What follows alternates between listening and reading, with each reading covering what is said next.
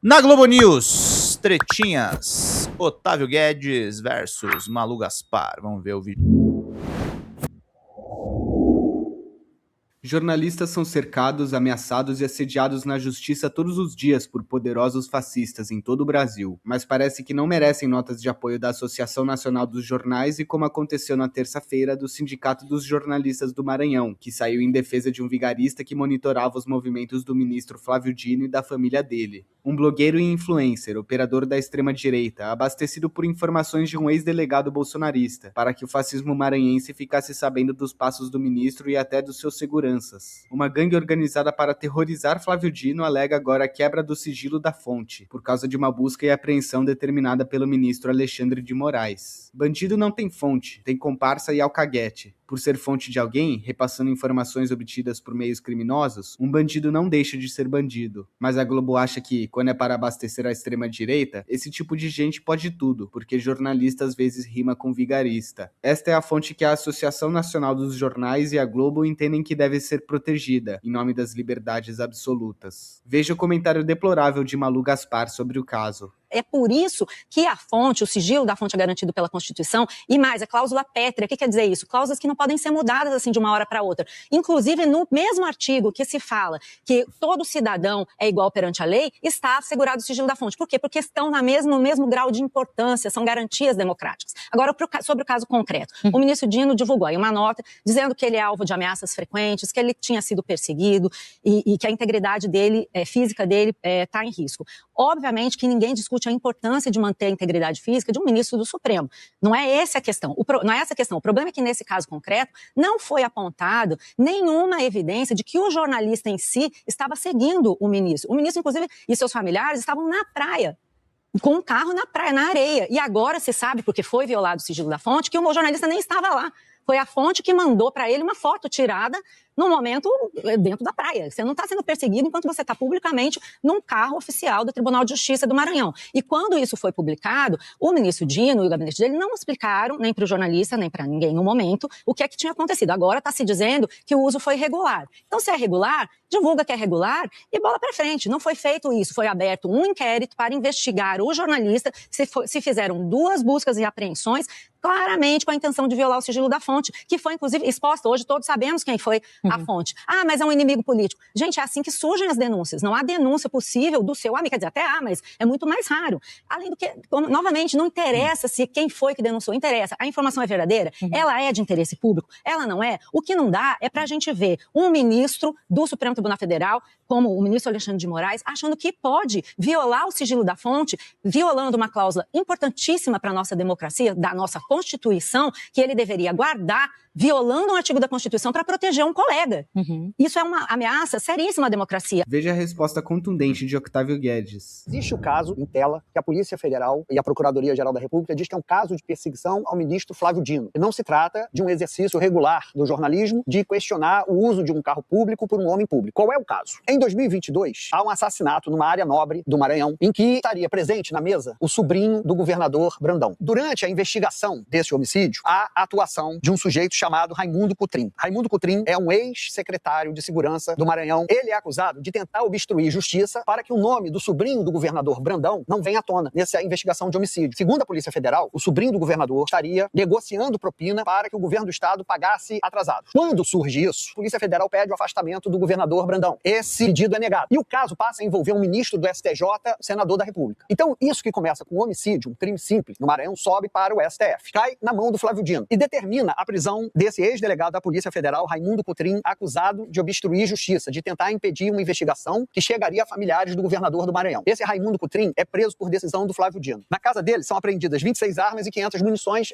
algumas delas sem registro. Então, a partir daí, há uma série de publicações desse jornalista que mostra movimentações dos filhos do Flávio Dino indo para o judô, da mulher do Flávio Dino saindo de casa, e isso é entendido como uma intimidação contra o ministro Flávio Dino, uma perseguição, por conta deste processo que está Flávio Dino sob sigilo. O Alexandre de Moraes investiga essa suposta perseguição. Apreende o celular do blogueiro, do jornalista. Vai até a fonte e descobre que a fonte das informações sobre o carro, sobre os deslocamentos, partem do Raimundo Cutrim. Foi preso por decisão do Flávio Dino, acusado de obstruir justiça num crime de homicídio que levaria a familiares do governador. Então, esta é a complicação deste caso, porque não se trata de um jornalista profissional fazendo uma denúncia legítima de um homem público usando o bem público. Há, inclusive, suspeita de que seja um picareta que recebeu 100 mil reais para perseguir Flávio Dino. Então, esse é o contexto que precisa ser esclarecido, que abre uma brecha para essa história. O que eu estou trazendo aqui são fatos, não é opinião, são fatos. Na live do Café da Manhã desta quinta, Kiko Nogueira comentou sobre o caso. Isso aí são fatos. Já dizia o outro, contra fatos não há argumentos. Essa é a contextualização que precisa ser dada num caso desse. Se você quiser fazer aí a tentativa de transformar isso numa perseguição à liberdade de expressão, como estão fazendo. Inclusive o Glenn Greenwald dizendo que o Alexandre de Moraes é a maior ameaça ao Brasil, esse vagabundo que mora no Rio de Janeiro, americano, e que tem lá um presidente da República que colocou jornalistas em risco quando fez essa mudança de um avião para outro lá no Air Force One, depois de uma suposta ameaça que foi detectada pela inteligência israelense, em que a CIA não acreditou de que havia uma bomba. E ele deixou os jornalistas lá no avião e foda-se. E foi para um outro, levou alguns mais próximos e deixou parte do staff dele e todos aqueles jornalistas que o entrevistam do Air Force One num avião que podia muito bem explodir. Eu estou dando um exemplo aqui de realmente ameaça à democracia interna e externamente. Não vou nem me estender. Vai me dizer que o Alexandre de Moraes, por conta dessa história aí, envolvendo um caso de achaque, um caso de perseguição política, de um cara que era pago e que encontraram ali, na mão da fonte dele, 26 armas. Isso aí é um arsenal. Isso aí não deve ter no quartel aqui de Guarapiranga. E aí você transforma isso num caso de atentado à liberdade de expressão. O que me parece, né? A maior parte dos jornalistas que estão gritando são esses de receber vazamento de bandido. E receber vazamento de bandido não tem problema até certo ponto se você pega aquele material e cruza os dados para você ter uma informação limpa ali na frente, com um viés que é esse aí da quimera do jornalismo, que é descobrir a verdade. E você não tem agenda. No caso dessa turma aí da Lava Jato, são todos aí lavajatistas que estão reclamando. Eles usam coisas vazadas ilegalmente, não apuram nada, para pegar inimigos, e os inimigos podem ser desde o DCM até os ministros do Supremo, que costumam criticar esses métodos aí do jornalismo de acesso, que são, às vezes, criminosos. Tá? Se você paga por informação, no Brasil é ilegal. É ilegal até onde a gente se conhece, porque você troca dinheiro, muitas vezes, por prestígio, por acesso, por um tipo de tratamento especial, que é também uma forma de corrupção, uma forma de propina. Então, é também corrupção. O contexto é esse.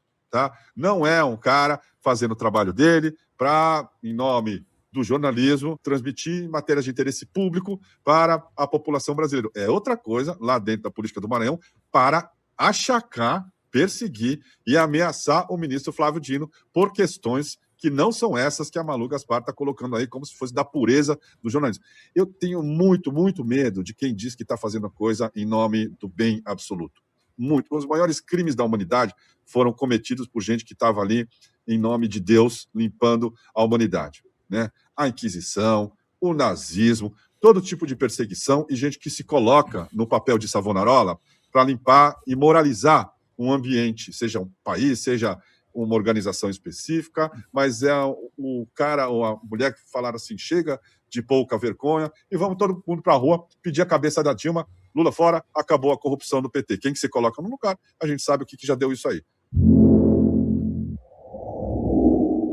Boa colocação do Kiko mesmo, e tem que duvidar da galera que se sente muito pura, viu, gente? Oi, gente, eu sou a Sara Miranda do Folha TV. Eu tô aqui para agradecer sua presença no nosso canal e pedir para você continuar apoiando o nosso jornalismo progressista independente, que precisa muito da sua ajuda. A primeira coisa, se você não está inscrito no nosso canal, já faz isso agora e receba as notificações das nossas lives. Além disso, você pode acompanhar toda a nossa programação durante a semana. Também tem outras formas de você continuar nos apoiando financeiramente. Uma delas é pelo Pix, folhademocrata@gmail.com. Também temos o apoia-se/Folha TV, onde você faz contribuições mensais e recorrentes e nos ajuda muito.